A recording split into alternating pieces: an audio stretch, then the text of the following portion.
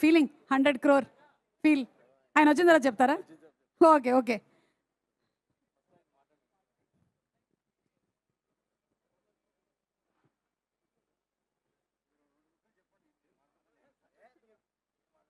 ఇది correct. At least ప్రొడ్యూసర్ని బెదిరించైనా మాట్లాడించాలి. రండి.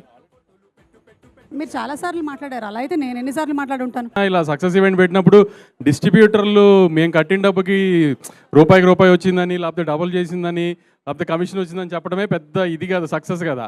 అదంతా ఆలే చెప్పారు కదా, ఇంకా నా సైడ్ నుంచి నేను చెప్పేదే ఉంటుంది. మీరు ఇందాక నుంచి ఫ్లాట్ కొంటారా, కార్ కొంటారా, ఎన్ని నేను తనతో మాట్లాడతా, మీరు ఎందుకు ఆయన రెచ్చగొడుతున్నారు ఇందా నుంచి?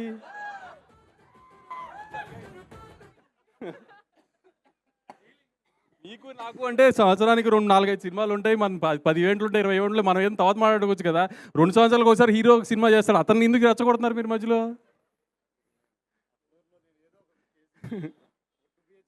మన ఇద్దరిని కలిపి కొంటది ఆవిడ, మీరు ఆవిడికి మనం గిఫ్ట్లు ఇవ్వడం ఏంటి? అదే అందుకే అంటున్నా.